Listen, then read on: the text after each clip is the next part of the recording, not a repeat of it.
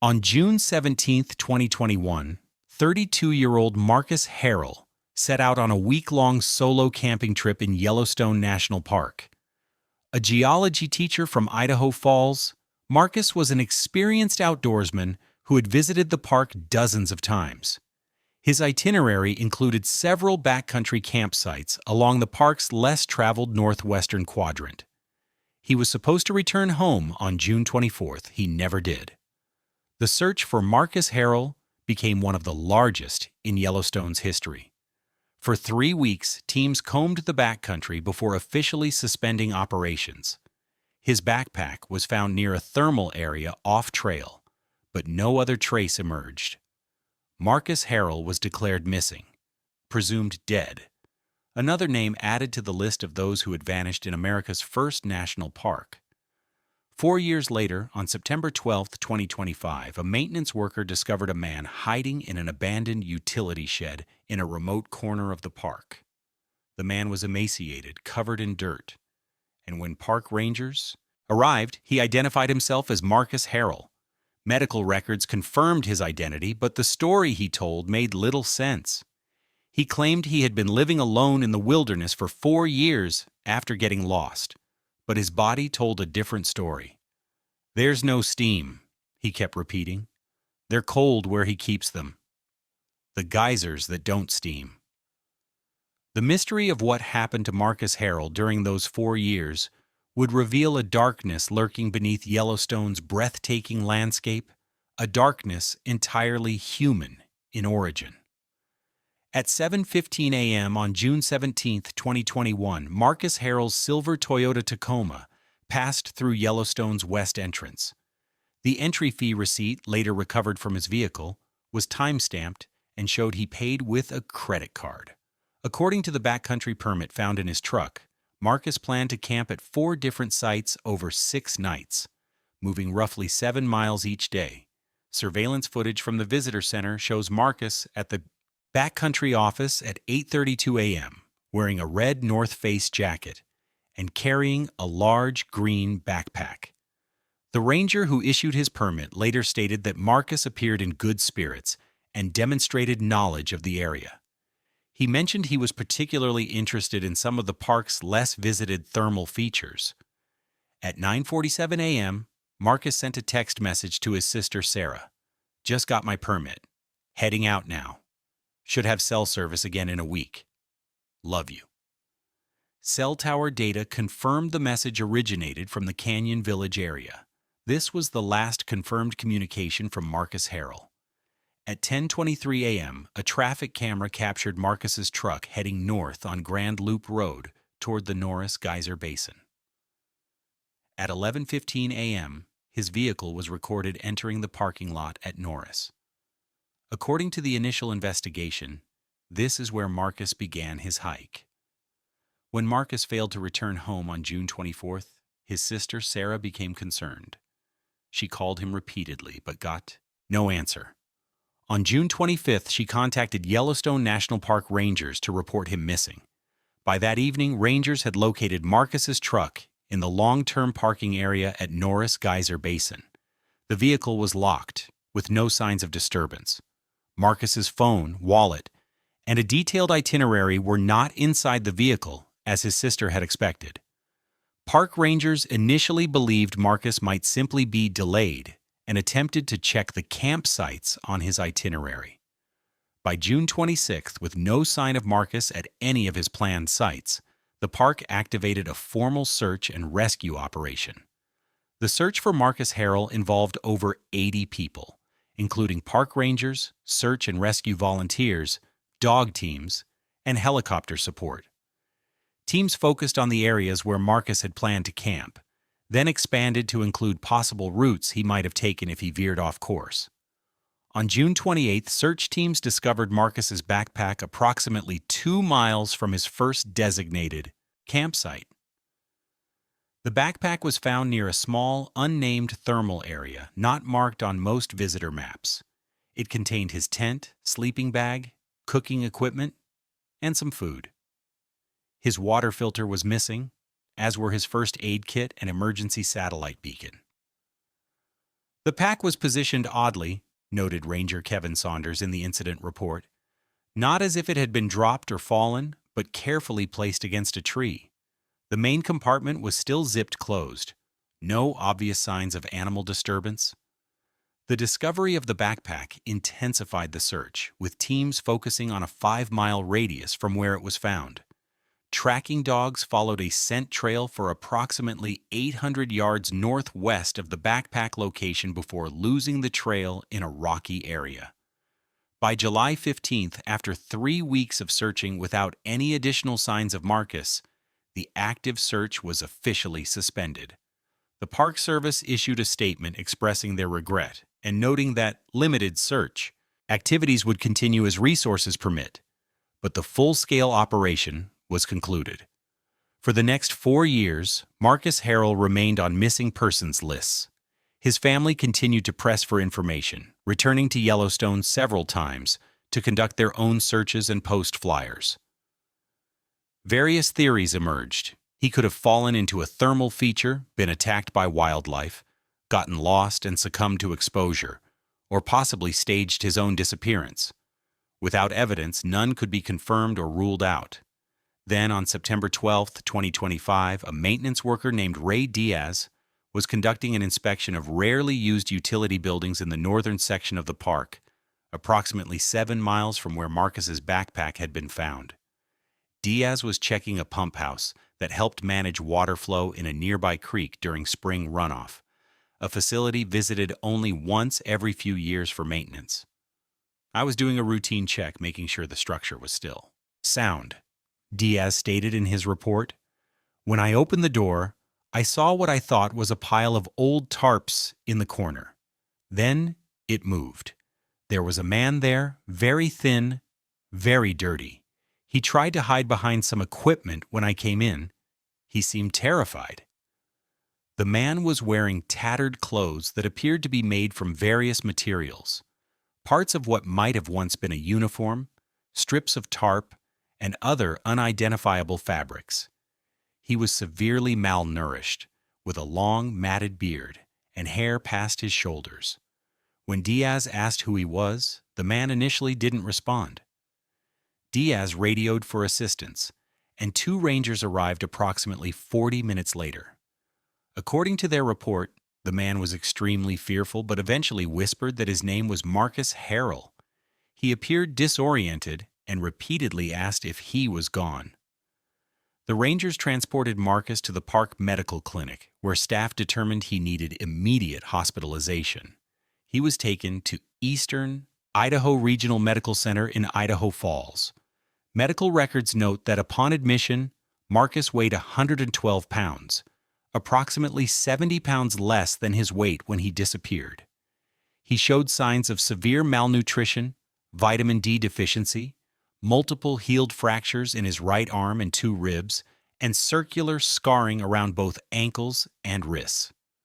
The patient exhibits physical signs inconsistent with wilderness survival, noted Dr. Elena Reyes in her initial assessment. The vitamin D deficiency suggests long-term absence of sun exposure. The uniform pattern of scarring indicates prolonged restraint with man-made materials. The patient's muscle atrophy pattern suggests restricted movement over an extended period. During his first days at the hospital, Marcus was only partially coherent.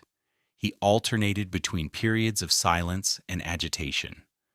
Medical staff noted that he became particularly distressed when male hospital employees entered his room, or when doors were closed. He repeatedly asked if windows were secured and frequently checked under his bed.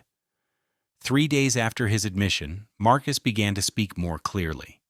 In his first interview with park investigator Thomas Werner, Marcus provided an account of what had happened to him after he disappeared. According to this initial statement, Marcus claimed he had gotten lost after leaving the trail to examine an interesting geological formation. He said he injured his ankle, which prevented him from returning to the marked path. After wandering for several days, he found the pump house and decided to use it as shelter. He claimed he had been living there and foraging in the surrounding area for the past 4 years. I made snares for rabbits, Marcus stated. I found edible plants. I moved around to different areas when the seasons changed. I was too ashamed to seek help after so much time had passed. Werner noted significant inconsistencies in Marcus's account. The vitamin D deficiency indicated minimal sun exposure, contradicting the claim of regular foraging. The pattern of muscle atrophy in his legs suggested long periods of immobility, not regular movement through wilderness. The callus patterns on his hands did not match those of someone performing regular survival activities. Most tellingly, the pump house where he was found had been inspected 18 months earlier, and no evidence of habitation had been present at that time. When Werner pointed out these inconsistencies in a follow-up interview, Marcus became extremely agitated. "You don't understand," he repeated. "I had to stay there. I had to say this. He'll know if I don't." The investigation took a significant turn when Werner began treating Marcus not as a survivor of wilderness isolation, but as a potential victim and possible witness to other crimes. Federal investigators joined the case, and Marcus was placed under protection at the hospital. FBI Special Agent Diane Carter took over the primary investigation. With a background in cases involving long-term captivity, Carter approached the interviews differently. Rather than confronting Marcus with inconsistencies, she focused on establishing trust and safety. "We believe someone may have hurt you," Carter told Marcus during their first meeting, according to the transcript. "We need to understand what happened, not just for you, but in case there are others." This approach yielded results. On his 5th day in the hospital, Marcus handed Carter a small metal token that he had kept hidden in his cheek since being found. It was a small brass disc, approximately the size of a quarter, with an engraved image that appeared to be a simplified geyser or hot spring, and the number 7 stamped on one side. "He gives these when you've been good," Marcus said, according to Carter's report. "I was allowed to keep this one." The token became the first concrete piece of evidence suggesting Marcus had not been alone during the 4 years he was missing. Forensic analysis revealed the disc was made of brass, commonly used in plumbing fixtures. The engraving was done with precision tools, not hand-carved. Most significantly, trace analysis found microscopic particles embedded in the token's surface that matched a specific type of mineral deposit found near certain thermal features in Yellowstone. While Marcus's physical condition improved, his psychological state remained fragile. He continued to make cryptic statements about the geysers that don't steam and the cold pools. He exhibited extreme anxiety when discussing certain areas of the park and became practically catatonic when shown photographs of thermal features. 3 weeks after Marcus was found, investigators made another discovery. While reviewing historical maintenance records for park structures, they identified several abandoned research facilities that had been used during the 1970s for monitoring thermal activity but had since been decommissioned.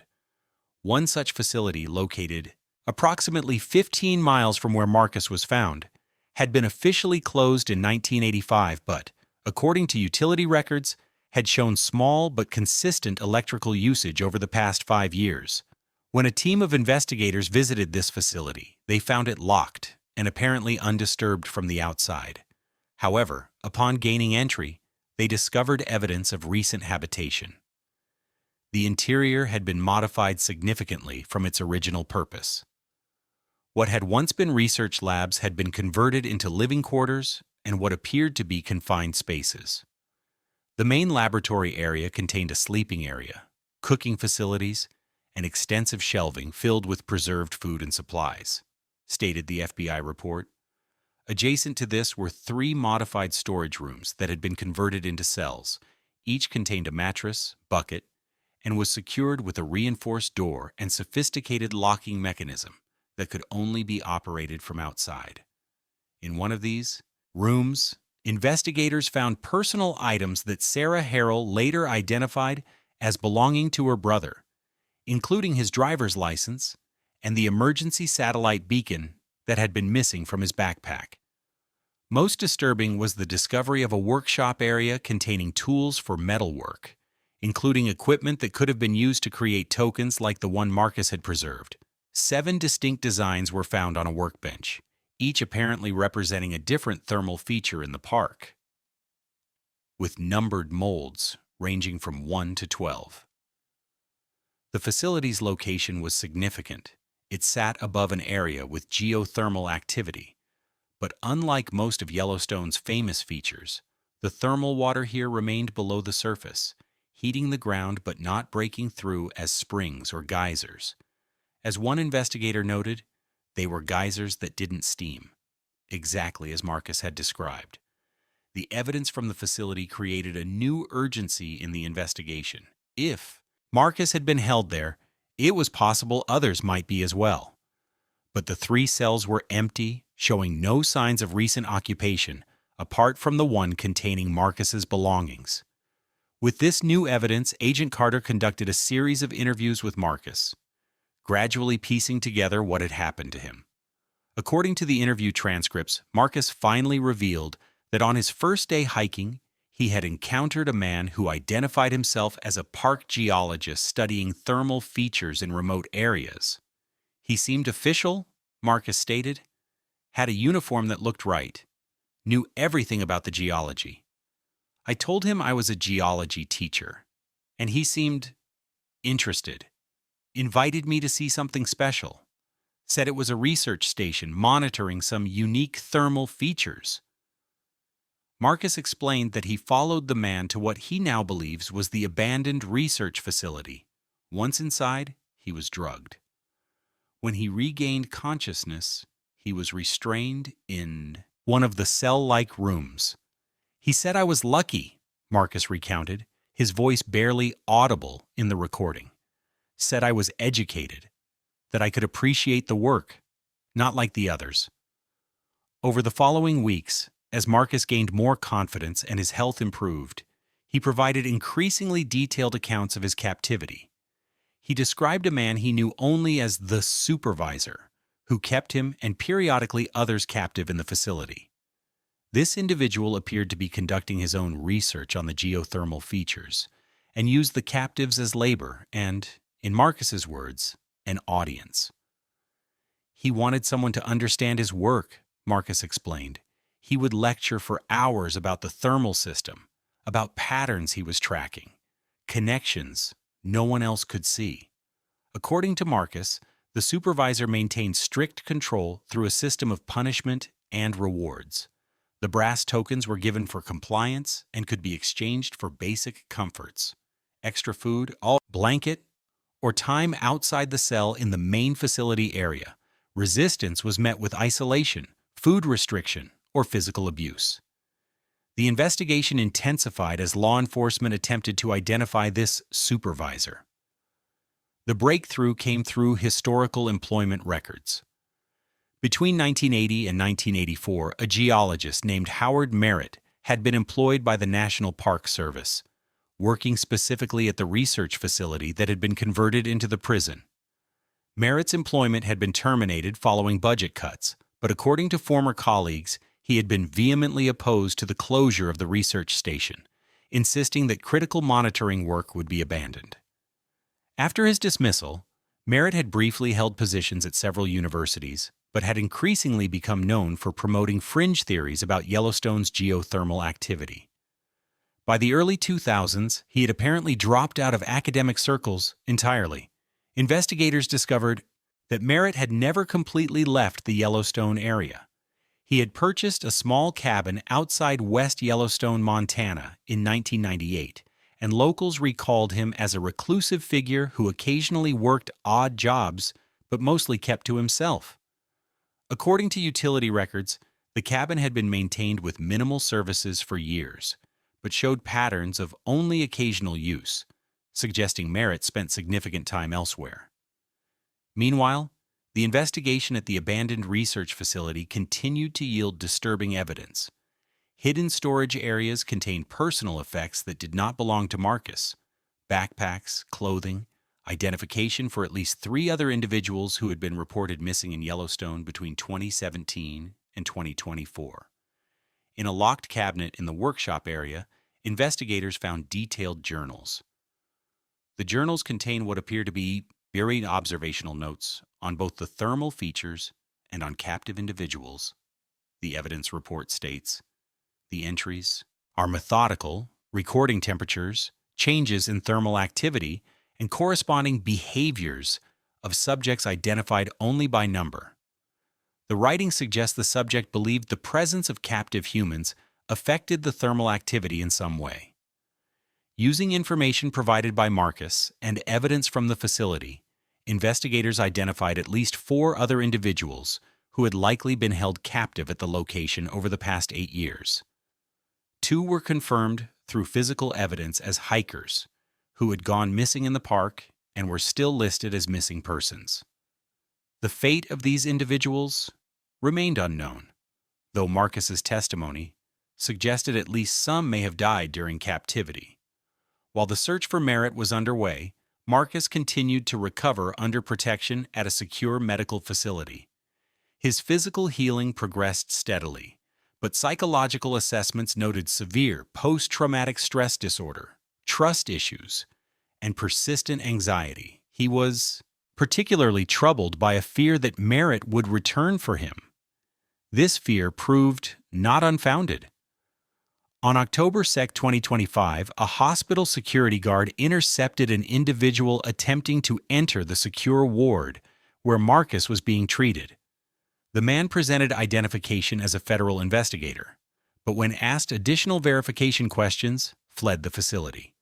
Surveillance footage later confirmed this individual matched Howard Merritt's description. The security breach intensified the manhunt. On October 7th, police located Merritt's cabin outside West Yellowstone and established surveillance. After 36 hours with no activity, a tactical team entered the property. Inside, they found additional evidence connecting Merritt to the captivity operation, including maps of Yellowstone marked with specific thermal areas and hiking trails, uniform parts similar to those of park employees, and equipment for creating identification badges. Merritt himself was not at the cabin. However, a receipt found on the kitchen counter showed a purchase of camping supplies from a store in Bozeman, Montana, just 2 days earlier.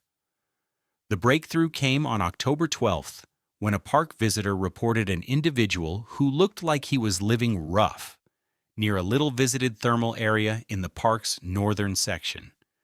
Rangers responding to the report encountered Howard Merritt at a makeshift campsite approximately 3 miles from the abandoned research facility.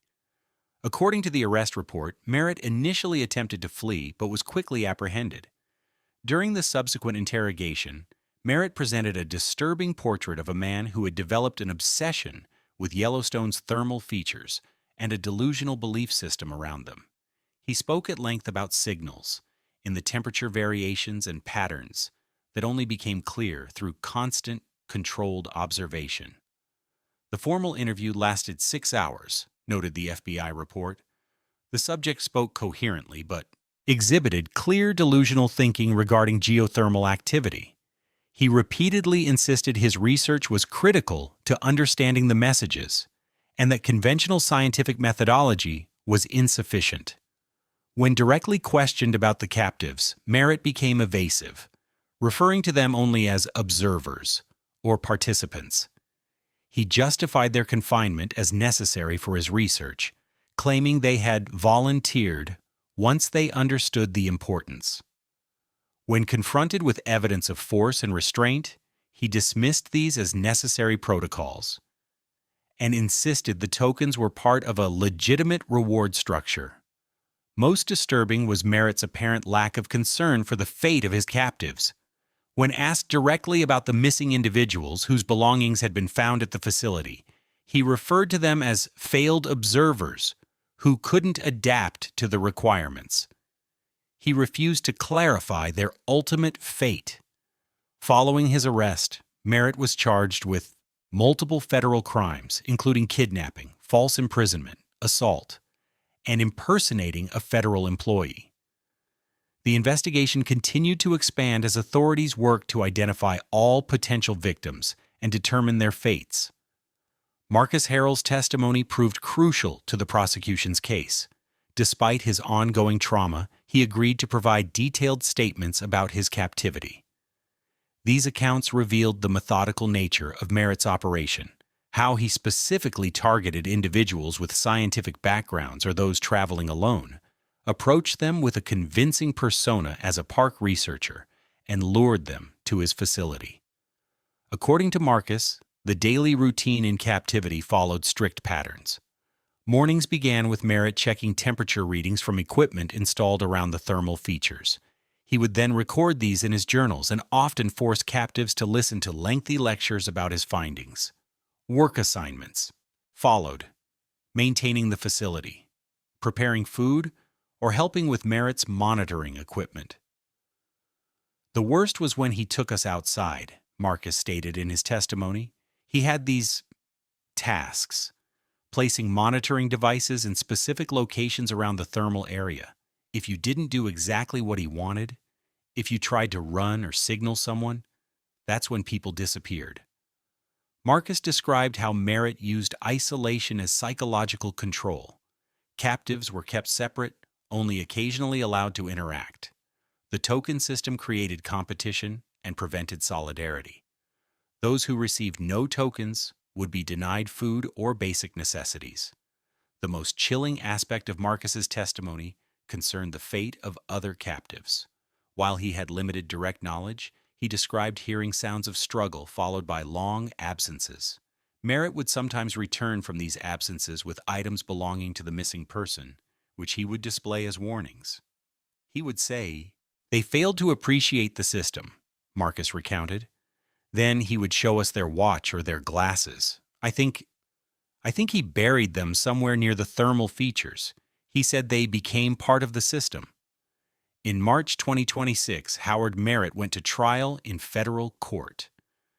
The evidence presented included the physical modifications to the research facility, the restraint devices, the token system, Merritt's extensive journals, and testimony from Marcus and other witnesses.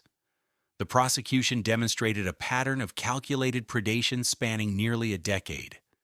Psychological evaluation determined that while Merritt suffered from delusional disorder, he remained competent to stand trial.